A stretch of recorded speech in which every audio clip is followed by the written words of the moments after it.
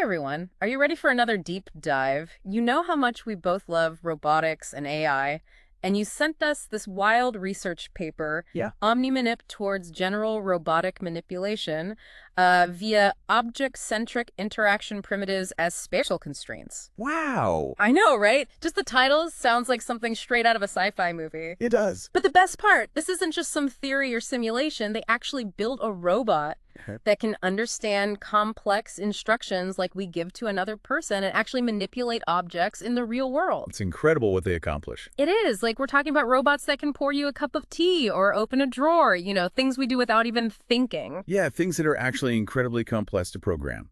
Exactly. So to kick things off, can you help us understand just how groundbreaking this research is? I mean, why has it been so hard to get robots to interact with the real world in this way? Well, the real world is messy. Yeah. Like, it's totally unstructured and unpredictable. Yeah, you can say that again. Objects are never in the exact same place. There are always obstacles, and things don't always behave the way we expect them to. Totally. Like if I bump into you while you're holding a coffee cup, Right. you just instinctively adjust. But for a robot, even that tiny change can throw everything off. Yeah, exactly. Programming that kind of adaptability has been a huge challenge. So how does OmniManip change all of that? What's so different about this approach? Okay, so OmniManip bridges this gap that's existed between AI's ability to, understand language Uh-huh.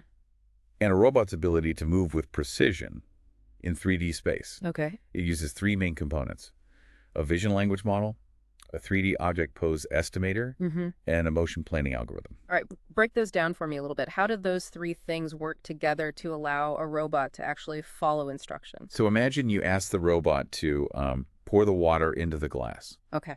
The vision language models is like the robot's understanding. It interprets what you mean, Right. just like another human would. Then the 3D object pose estimator, that's like the robot's eyes. Okay. It figures out where the water bottle and the glass are in space and how they're oriented. Got it.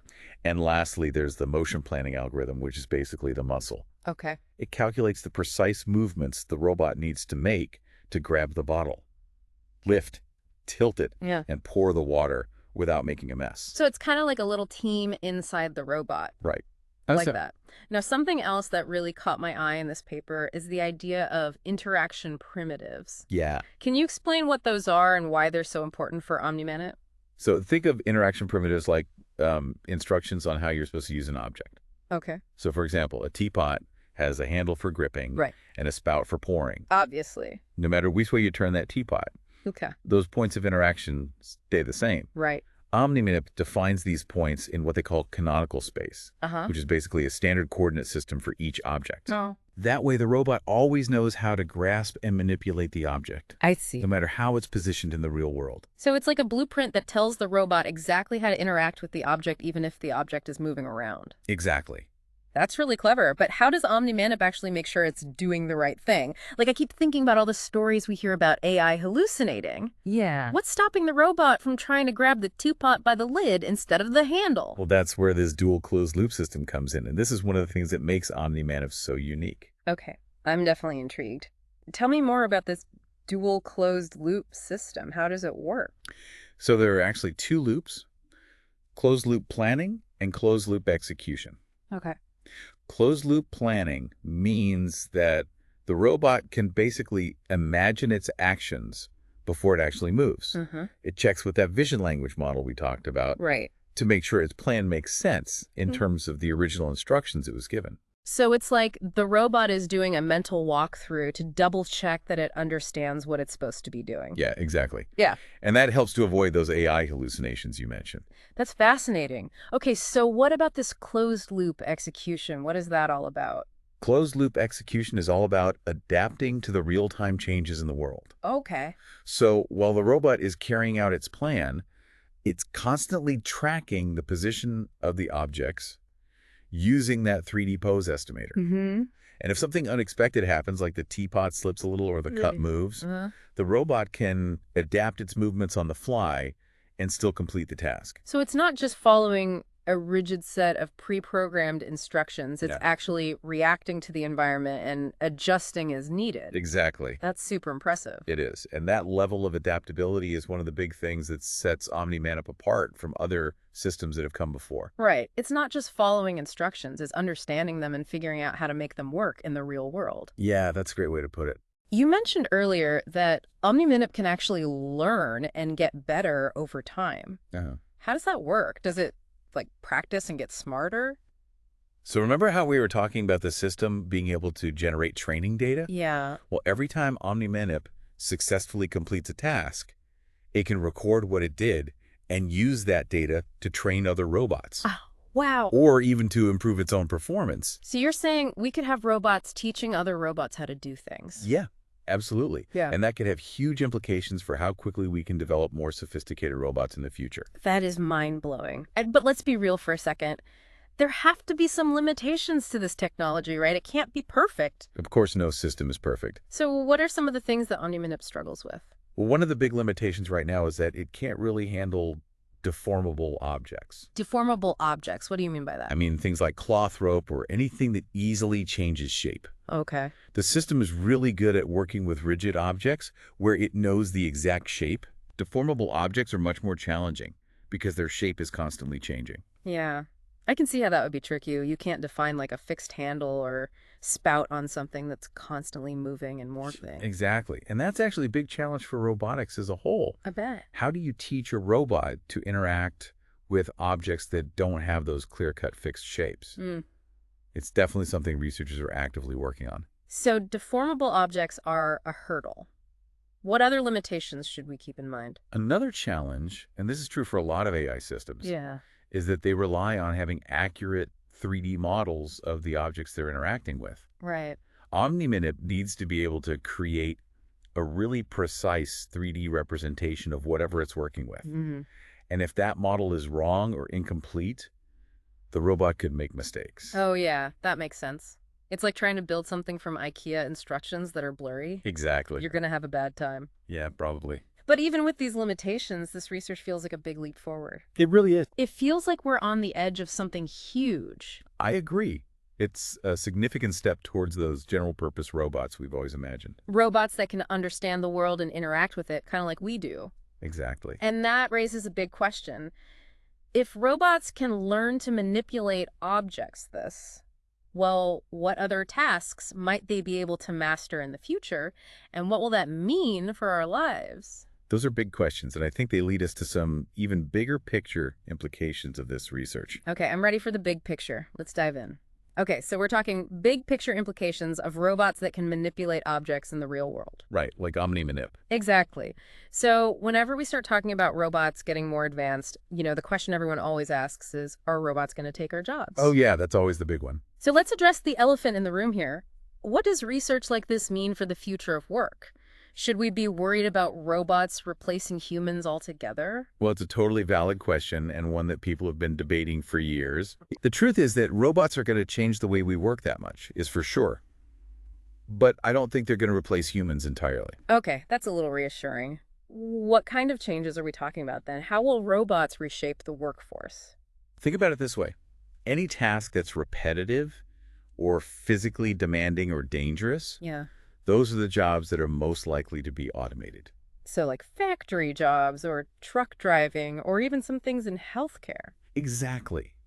And that means those jobs might become less common, but it doesn't necessarily mean mass unemployment. Right, because there will be new jobs created too. Exactly. We'll probably see a shift in the kinds of jobs that are in demand. Like what? Well, think about jobs that require creativity, critical thinking, problem-solving emotional intelligence. Okay. Those are areas where humans still have a huge advantage over robots. So it's not about robots versus humans, it's more about humans and robots working together. Yeah, each doing what they're best at. I like that. But this transition isn't going to happen overnight, right? There are going to be some bumps along the way. Definitely. Mhm. One of the biggest challenges is going to be helping workers whose jobs are affected by automation. Right. We need to make sure they have the training and support to learn new skills. And we can't forget about the ethical questions either.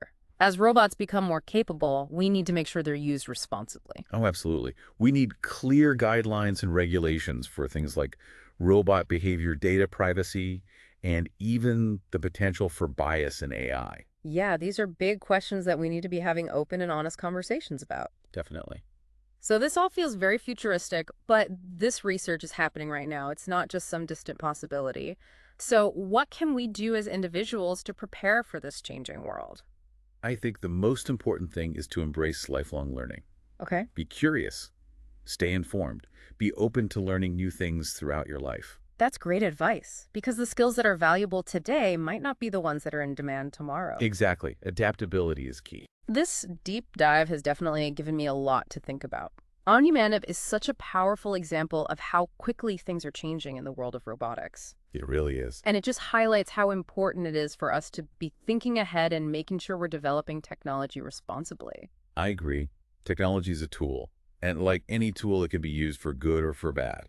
It's up to us to make sure that these advancements are used to make the world a better place. I love that. And for all our listeners who are as fascinated by this as we are, keep asking those questions, stay curious, and keep exploring. The future is full of amazing possibilities, and understanding technologies like OmniManip is a great place to start.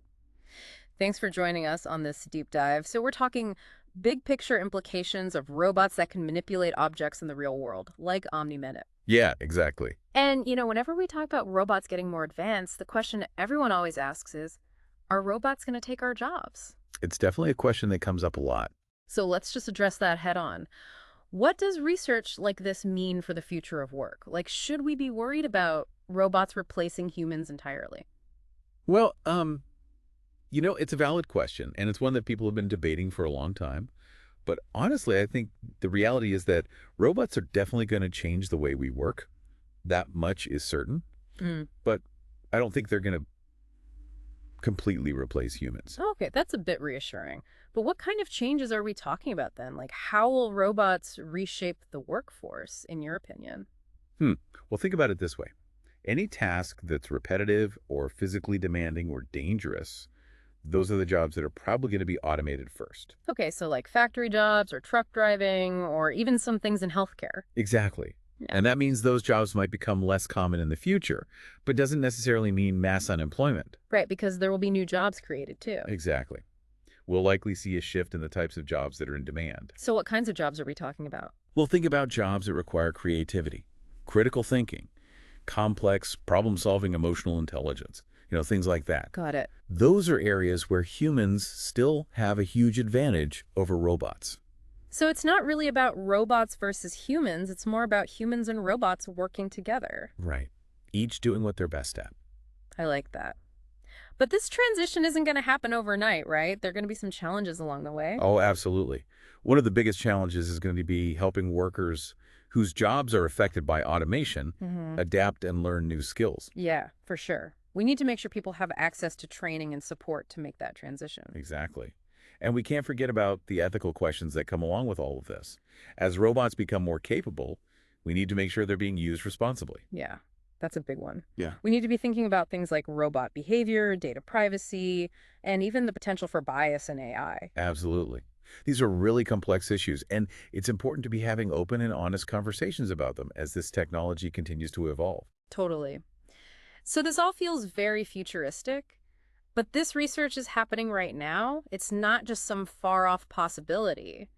So what can our listeners do today to prepare for this changing world? I think the most important thing is to embrace lifelong learning.